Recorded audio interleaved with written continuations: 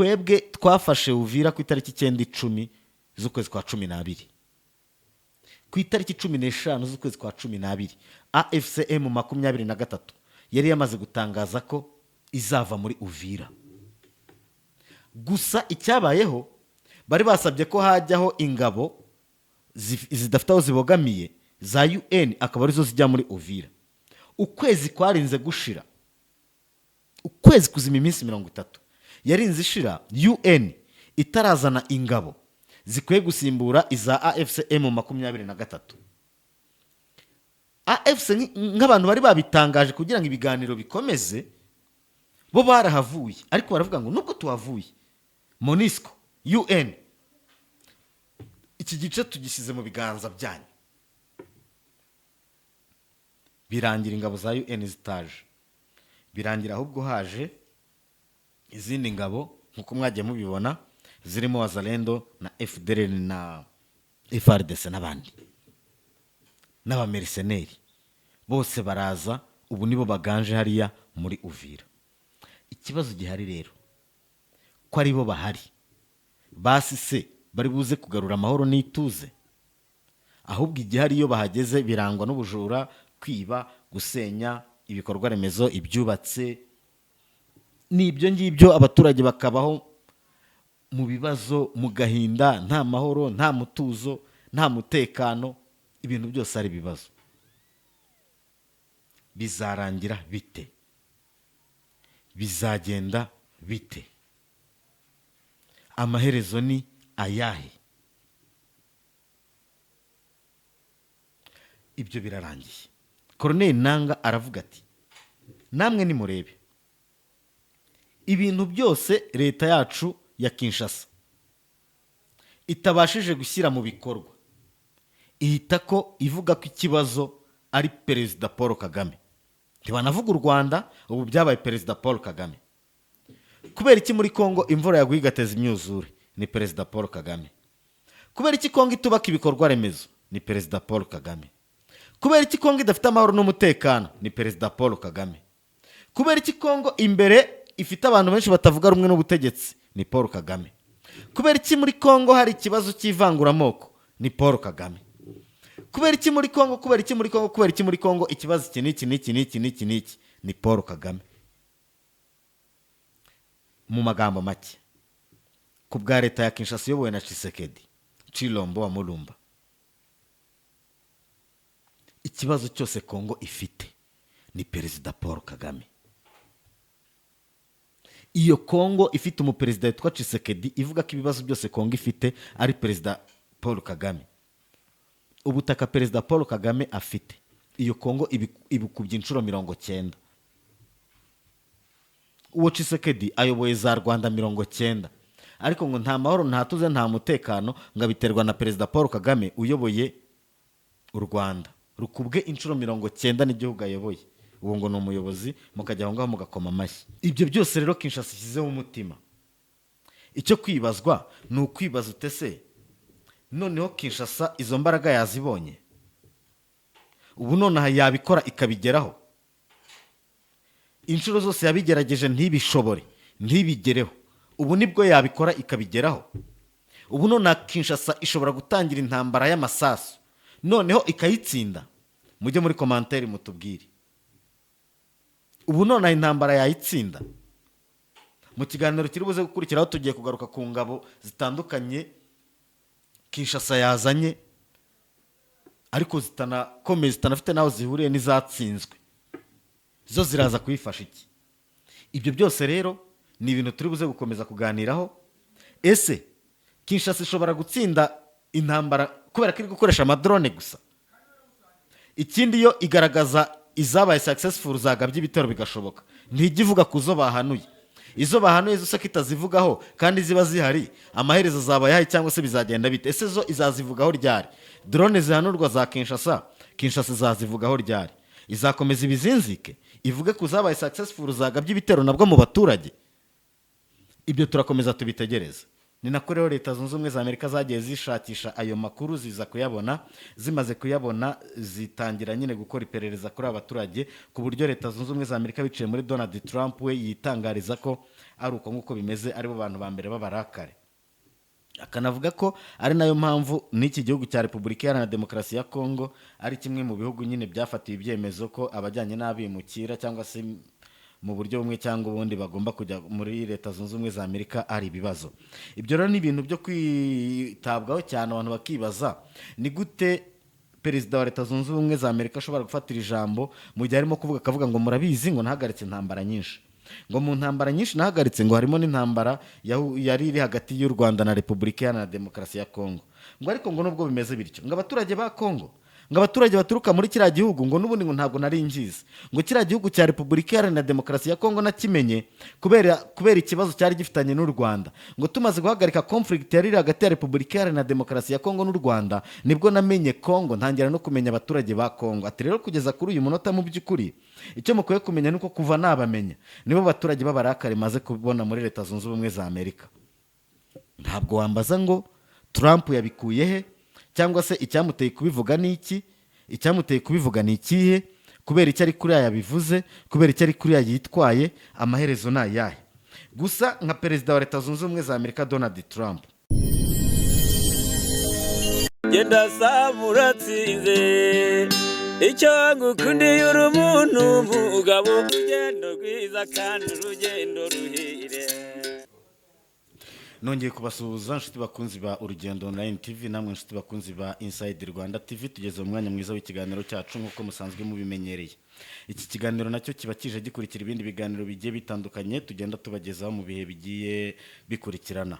Reka mbabwire ko jewe ndi Robert Sympathique, yandi mwe ngiye tugenda tubana mu biganiro bigiye bitandukanye. Kora subscribe, like, comment na share, asigaye ibintu byose bigende neza. Nabateguriye ikiganiro kigiye kugaruka ku ngingo zigera muri 3, zikaba ari ingingo ngari ziri buze kwibanda kuri zikurikira. Aho perezida wa leta zunze ubumwe za Amerika, perezida Donald Trump, yatangaje ko abaturage bo muri Repubulika Iharanira Demokarasi ya Kongo ari bo baturage ba mbere babi cyangwa se b'abarakare yavuze amaze guhura nabo cyangwa se amaze kubona. Ibi ngibi yabitangaje nyuma yuko avuze yuko hari abaturage b'abanyekongo bagiye bafungirwa muri gereza zitandukanye muri Repubulika Iharanira Demokarasi ya Kongo, bikaza kurangira bajyanwe muri leta zunze ubumwe za Amerika bakitwara nabi cyane, bagakora ibikorwa bikanganye. Muraza kubyumva ndetse n'uburyo Trump yabivuze muri iki kiganiro muri buze kubyumva. Ikindi turi buze kugarukaho nuko muri abantu muri MRDP twirwaneho basuye abanyamurenge bahunze umujyi wa Uvira, barangiza bakabasura muri Kamanyora, bakaba babagejejeho ibikorwa by'ubutabazi bitandukanye ndetse baranabahumuriza mu buryo bumwe cyangwa se ubundi. Gusa kimwe mu byatunguranye nuko uwitwa Moise Nyarugabo yavuze yuko ngo nta bintu byinshi afite byo kubabwira bari mu buhungiro muri Kamanyora, yababwiye ko byinshi azabibabwira bari muri Uvira. Bisobanuye ngo bidasubirwaho abaturage b'abanyamurenge bagomba gusubira muri Uvira bakarindwa kandi bagasubizwayo na AFC M23. Bisobanuye ngo AFC M23 it's a matter of time, ni ikibazo cy'igihe gusa muri buze kubabona muri Uvira. Ikindi turi buze kugarukaho ni ikiganiro Corneille Nanga, ni coordinateur wa AFC M23 yagiranye n'itangazamakuru. Ni ikiganiro gikomeye cyane, kikaba ari ikiganiro yagarutseho ku makuru agiye atandukanye agenda avugwa kuri AFC M23. Muri byo hakaba ari aho yavuze ati mu by'ukuri ingabo za Armée Révolutionnaire Congolaise nizo ngabo mu minsi iri imbere zizaba ari zo ngabo za Repubulika Iharanira Demokarasi ya Kongo. Aravuga ngo ndetse na polisi ya AFC M23 mu minsi iri imbere niyiraza kuba polisi y'igihugu. Yanongeye kandi aravuga ngo ibi byose bibaye kuri Repubulika Iharanira Demokarasi ya Kongo bahita bavuga ngo impamvu dufite umutekano muke ni Perezida Paul Kagame, impamvu imvura yaguye ikaduteza umwuzure ni Perezida Paul Kagame, impamvu tudakora umuganda hano amashashi n'amacupa bikaba byuzuye ni Perezida Paul Kagame, impamvu dukora imihanda itagira rigore ni Perezida Paul Kagame, impamvu tutabasha kurwanya imitwe yitwaje intwaro ni Perezida Paul Kagame. Muri make Corneille Nanga yagaragaje ko ibibazo byose Repubulika Iharanira Demokarasi ya Kongo ifite ijya ibifata ikabiterura ikabyegeka ku Rwanda. Akibaza tese ibibazo byose koko bizakemuka ariko Repubulika Iharanira Demokarasi ya Kongo yafashe ibibazo byayo byose ikabyegeka ku Rwanda. ibyo rero ni bimwe mu bintu tugiye kuganiraho muri kino kiganiro cyacu muri rusange. Ikindi kandi tugomba kuganiraho tutakwirengagiza ni uko imirwano muri Nord Kivu irakomeje cyane, no muri Sud Kivu imirwano irakomeje, ndetse na FRDC Wazalendo kuva bagera muri Uvira ibintu bihagaze bite. Ibyo byose rero tugiye kubigarukaho muri kino kiganiro cyacu ku buryo burambuye. Ku bantu bari bateranye muri White House muri Leta Zunze Ubumwe za Amerika, yatangaje ko kuva yabaho abaturage bakomoka muri Repubulika Iharanira Demokarasi ya Kongo ari bo baturage ba mbere mu by'ukuri b'abarakare, niko nabita, yabise baba meshante, baba meshante, b'abarakare bari aho ngaho, ngo ashobora kuba yarabonye ibi ngibi. Rero yanabise ngo les plus coriaces, les personnes les plus coriaces. Mujye muri commentaire mutubwire les personnes les plus coriaces. Ubwo yashatse kuvuga ko ari abaturage bameze bate, nuvuga ngo nyine we afite uko abafata. Ariko ibi byose Perezida Donald Trump arabihera kuki? Perezida Donald Trump arabihera kuko hari abaturage b'abakongomani bari muri Leta Zunze Ubumwe za Amerika bagiye bafungirwa muri kasho cyangwa se mu magereza agiye atandukanye yo muri Kongo, inyuma bikaza kurangira bagiye muri Repubulika Iharanira Demokarasi ya Kongo. Amerika rero ifite uburyo ishobora gukurikirana umwirondoro w'umuntu, ikamenya wowe mbere y'uko ugera muri Amerika byagenze bitya, iyo ugeze muri Amerika bigenda bitya, kugeza uyu munota witwara utya. Ni nako rero Leta Zunze Ubumwe za Amerika zagiye zishakisha ayo makuru, ziza kuyabona, zimaze kuyabona zitangira nyine gukora iperereza kuri abaturage, ku buryo Leta Zunze Ubumwe za Amerika biciye muri Donald Trump we yitangariza ko ari uko nguko bimeze, ari bo bantu ba mbere b'abarakare. Akanavuga ko ari nayo mpamvu n'iki gihugu cya Repubulika Iharanira Demokarasi ya Kongo ari kimwe mu bihugu nyine byafatiwe ibyemezo ko abajyanye n'abimukira cyangwa se mu buryo bumwe cyangwa ubundi bagomba kujya muri Leta Zunze Ubumwe za Amerika ari ibibazo. Ibyo rero ni ibintu byo kwitabwaho cyane, abantu bakibaza ni gute Perezida wa Leta Zunze Ubumwe za Amerika ashobora gufatira ijambo mu gihe arimo kuvuga, akavuga ngo murabizi ngo nahagaritse intambara nyinshi, ngo mu ntambara nyinshi nahagaritse ngo harimo n'intambara yari iri hagati y'u Rwanda na Repubulika Iharanira Demokarasi ya Kongo, ngo ariko ngo nubwo bimeze bityo, ngo abaturage ba Kongo, ngo abaturage baturuka muri kiriya gihugu ngo n'ubundi ngo ntabwo nari ngizi, ngo kiriya gihugu cya Repubulika Iharanira Demokarasi ya Kongo nakimenye kubera ikibazo cyari gifitanye n'u Rwanda, ngo tumaze guhagarika conflict yari iri hagati ya Repubulika Iharanira Demokarasi ya Kongo n'u Rwanda nibwo namenye Kongo, ntangira no kumenya abaturage ba Kongo. Ati rero kugeza kuri uyu munota mu by'ukuri icyo mukwiye kumenya nuko kuva nabamenya nibo baturage b'abarakare maze kubona muri Leta Zunze Ubumwe za Amerika. Ntabwo wambaza ngo Trump yabikuye he, cyangwa se icyamuteye kubivuga ni iki, icyamuteye kubivuga ni ikihe, kubera icyo ari kuriya yabivuze, kubera icyo ari kuriya yitwaye, amaherezo ni ayahe. Gusa nka Perezida wa Leta Zunze Ubumwe za Amerika Donald Trump, murabyumva kuri iyi si afite amakuru ashobora kuba arenza y'abandi bantu bose, na za CIA na za FBI n'ibindi bigo 16 bindi, kuko Leta Zunze Ubumwe za Amerika zifite ibigo 18 bishinzwe gutara amakuru, bikabahereza amakuru meza kandi agezweho, nta kinyoma kirimo, nta kubeshya. Ubwo rero reka dutekereze ko bari mu bantu bambere baba bafite amakuru. Perezida Donald Trump kuri isi ya rurema ari mu bantu baba bafite amakuru, ariko bibaye kuko ayo ariyo makuru Perezida Donald Trump afite ku baturage ba Repubulika Iharanira Demokarasi ya Kongo, cyaba ari ikibazo giteye ubwoba. Avuga ko cyangwa se anabafata nk'ari bo baturage bari primeshante, yabazi, yaba yarabonye cyangwa se yaba yarahuye nabo, ntabwo byaba ari sawa, ntabwo byaba bimeze neza.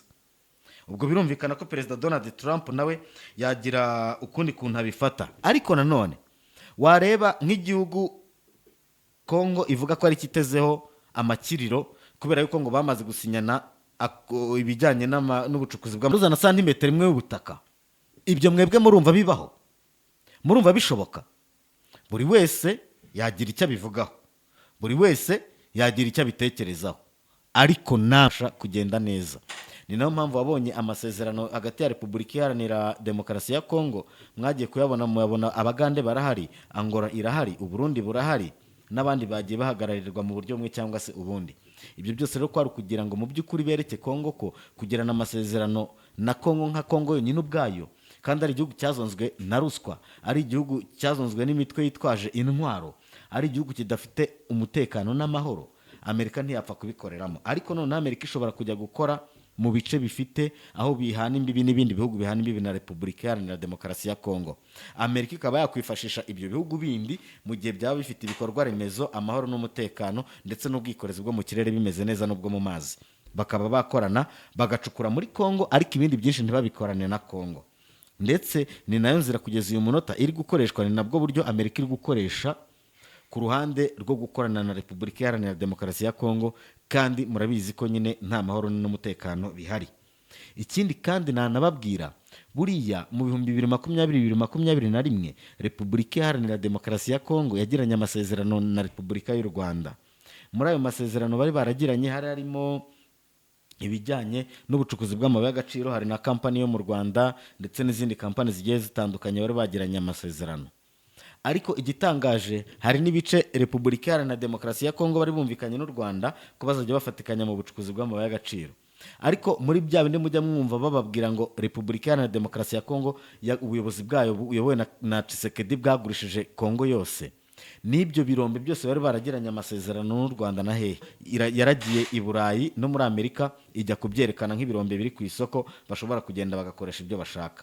Ariko ibyo nta kibazo u Rwanda rubifiteho, abantu batagira ngo hari ikibazo u Rwanda rubifiteho. Oya, yari amasezerano yabayeho, ariko muri 2022 Repubulika Iharanira Demokarasi ya Kongo yayikuyemo iyavamo, ivuga yuko ngo u Rwanda ari rwo rwateye Repubulika Iharanira Demokarasi ya Kongo. Ariko nyamara icyo gihe Tshisekedi yari amaze kumenerwa ibanga ry'uburyo bari bamaze kumubaza ngo ariko ubundi kuri gusoza manda ya mbere ugiye kwiyamamariza manda ya kabiri uzatsinda gute, uzabwira abakongomani ko wakoze iki? Ati nzababwira ko niyunze n'u Rwanda, mbabwire ko turi gukorana n'u Rwanda ibintu byose, umutingito waraje, u Rwanda hari ibyo rwemeye kudufasha no gusana no kubaka umudugudu n'ibindi.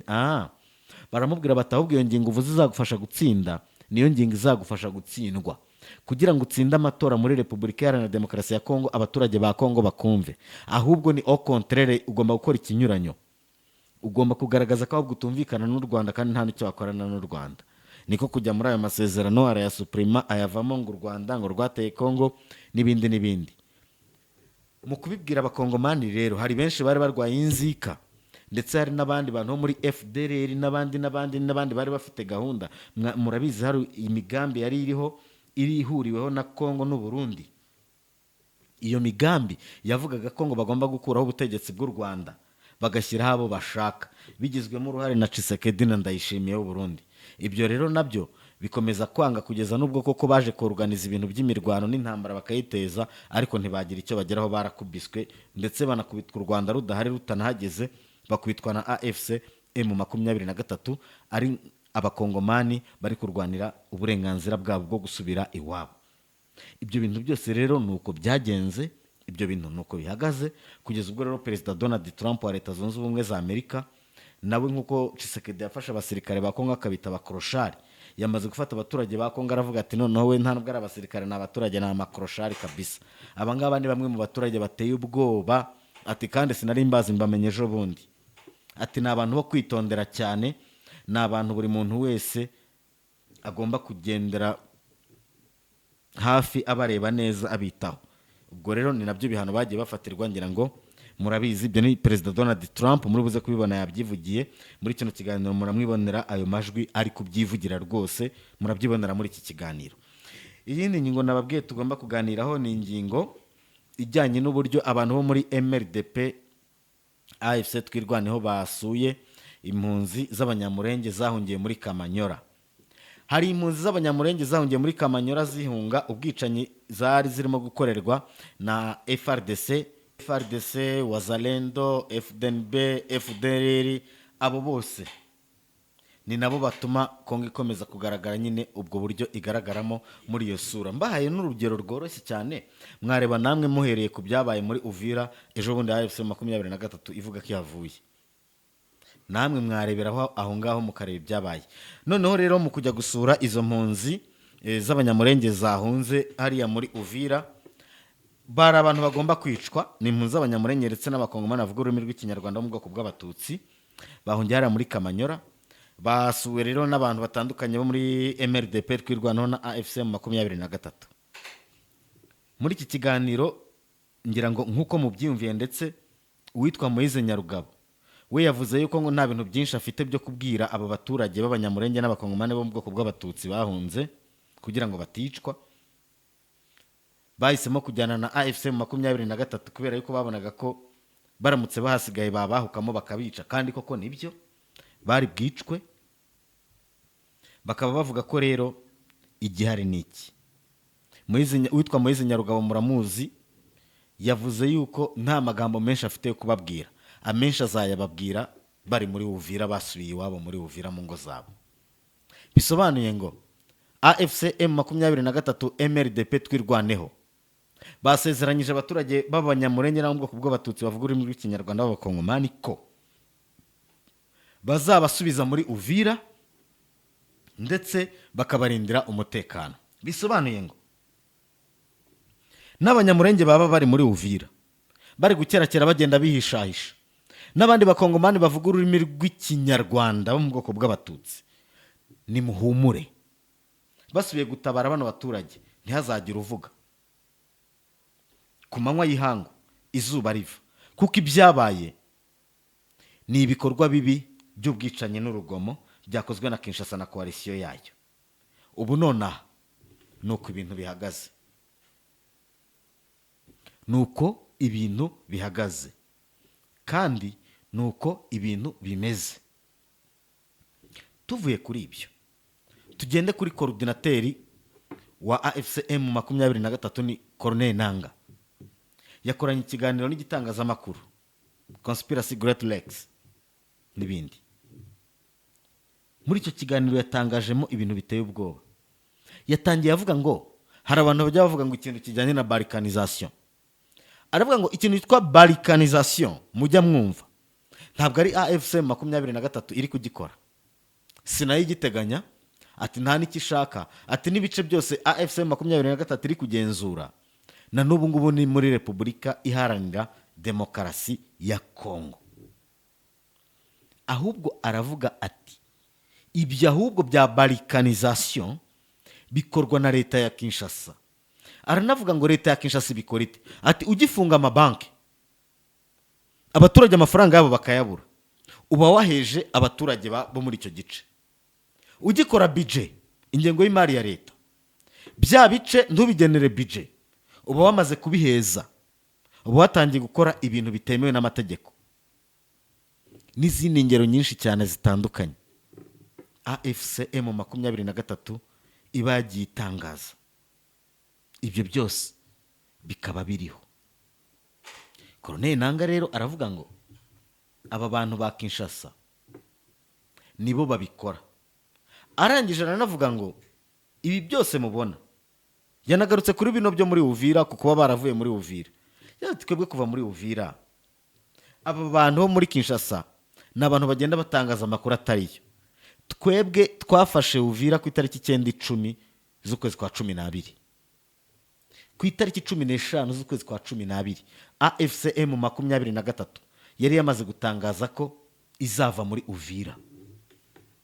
Gusa icyabayeho bari basabye ko hajyaho ingabo zidafite aho zibogamiye za UN, akaba arizo zijya muri Uvira.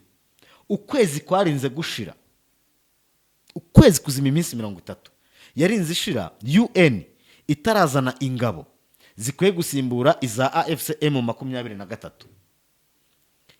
AFC nk'abantu bari babitangaje kugira ngo ibiganiro bikomeze, bo barahavuye, ariko baravuga ngo nubwo tuhavuye MONUSCO UN iki gice tugisize mu biganza byanyu. Birangira ingabo za UN zitaje, birangira ahubwo haje izindi ngabo nkuko mwagiye mubibona zirimo Wazalendo na FDLR na FARDC n'abandi n'abamerceneri. Bose baraza, ubu nibo baganje hariya muri Uvira. Ikibazo gihari rero ko ari bo bahari, basi se bari buze kugarura amahoro n'ituze? Ahubwo igihari iyo bahageze birangwa n'ubujura, kwiba, gusenya ibikorwa remezo, ibyubatse n'ibyo ngibyo, abaturage bakabaho mu bibazo, mu gahinda, nta mahoro, nta mutuzo, nta mutekano, ibintu byose ari bibazo.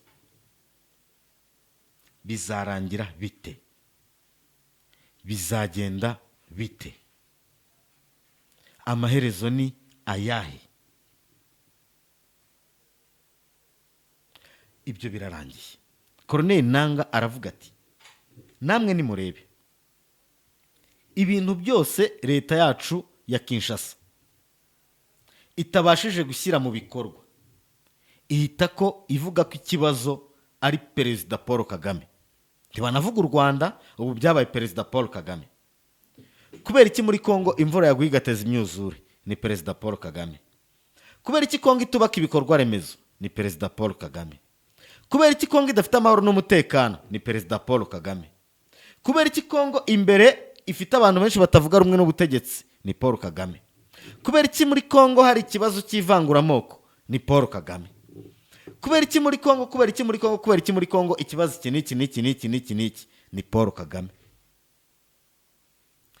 Mu magambo make, ku bwa leta ya Kinshasa iyobowe na Tshisekedi Tshilombo wa Mulumba, ikibazo cyose Kongo ifite ni Perezida Paul Kagame. Iyo Kongo ifite umuperezida witwa Tshisekedi ivuga ko ibibazo byose Kongo ifite ari Perezida Paul Kagame. Ubutaka Perezida Paul Kagame afite, iyo Kongo ibukubye inshuro 90. Uwo Tshisekedi ayoboye za Rwanda 90, ariko ngo nta mahoro, nta tuze, nta mutekano, ngo abiterwa na Perezida Paul Kagame uyoboye u Rwanda rukubwe inshuro 90 n'igihugu ayoboye. Uwo ngo ni umuyobozi, mukajya aho ngaho mugakoma amashyi, akirirwa arira ngo souveraineté et intégrité ya territoire national. Ibyo se ninde wabujije Tshisekedi kubigira? Ahubwo ikibazo ngiye mbona Kongo ifite ni uko itekereza ko ibyo yabibona nka gift, nk'impano. Wapi amahoro n'umutekano no kurinda imbibe z'igihugu, ntabwo ibyo ari gift. Nta gihugu na kimwe ku isi cyabiguhereza nka gift. Uzajya no muri Amerika, Perezida Trump ari gushaka Greenland ngo ku mpamvu z'umutekano, ari gushaka Canada ku mpamvu z'umutekano. Nta muntu n'umwe rero ushobora kukurindira umutekano mu gihe wowe uruhande rwawe rutagaragaza kuba rwakwirindira umutekano. Ibyo ntibishobora gushoboka. Na leta ya Kinshasa itekereza ko ngo Leta Zunze Ubumwe za Amerika zizagera igihe zikamanukana n'intwaro n'abasirikare bazo zikaza kurwana muri Kongo. Never. Ntibishobora gushoboka. Ababonye AFC 23 ivuye Uvira bakavuga ngo ko bavuye Uvira ngo bazavana Bukavu na Goma, ibyo ni mu byibagirwa. Colonel Nanga mwamubonye, ibyo atangaje mwabibonye, ibi kandi ari kubitangaza baravuye muri Uvira. Never. Ntibazigera, ibyo byo ntibishoboka. Ahubwo na Uvira baraje bayisubiramo, sinabibabwiye. Uvira barayisubiramo. Mu gihe binameze bityo rero, muri Nord Kivu za Walikale za Masisi imirwano imeze nabi, intambara irakomeje. Kinshasa yo ibyo biti biganiro ibivuga ku munwa, ariko mu by'ukuri sinabyishyizeho umutima. Ikintu Kinshasa ishyizeho umutima, mu magambo make kandi y'ukuri, ikintu Kinshasa ishyizeho umutima ni intambara, ni amasasu, ni ukurasana. Ibyo byose rero Kinshasa ishyizeho umutima. Icyo kwibazwa ni ukwibaza utese noneho Kinshasa izo mbaraga yazibonye, ubu nonaha yabikora ikabigeraho? Inshuro zose yabigerageje ntibishobore, ntibigereho, ubu nibwo yabikora ikabigeraho? Ubu nonaha Kinshasa ishobora gutangira intambara y'amasasu noneho ikayitsinda? Mujye muri commentaire mutubwire, ubu nonaha intambara yayitsinda? Mu kiganiro kiri buze gukurikiraho tugiye kugaruka ku ngabo zitandukanye Kinshasa yazanye, ariko zitanakomeye, zitanafite naho zihuriye n'izatsinzwe. Zo ziraza kuyifasha iki? Ibyo byose rero ni ibintu turi buze gukomeza kuganiraho. Ese Kinshasa ishobora gutsinda intambara kubera ko iri gukoresha amadrone gusa? Ikindi yo igaragaza izabaye successful zagabye ibitero bigashoboka, ntijya ivuga ku zo bahanuye. Izo bahanuye zose kitazivugaho kandi ziba zihari, amaherezo zaba yahi cyangwa se bizagenda bite? Ese zo izazivugaho ryari? Drone zihanurwa za Kinshasa izazivugaho ryari? Izakomeza ibizinzike? ivuge ku zabaye successful zagabye ibitero nabwo mu baturage? Ibyo turakomeza tubitegereza. Reka tureke kubarambira muri iki kiganiro, ahubwo dufate n'umwanya wo gutegura n'ibindi bigiye bitandukanye. Reka mbashimire cyane inshuti bakunzi ba Urugendo Online TV, namwe inshuti bakunzi ba Inside Rwanda TV. Reka mbashimire ku bw'umwanya wanyu mufata mugakurikira ibiganiro byacu. Ibiganiro byacu nakagaruka. Kora subscribe, like, comment nashaka ibiganiro byacu, dukomeze kubana mu buryo bwuzuye neza. Jewe bareba bategura ikiganiro nkanakibagezaho nari Robert Sympathique Iyandemye. Ndabakunda cyane kandi murabizi. Asante sana.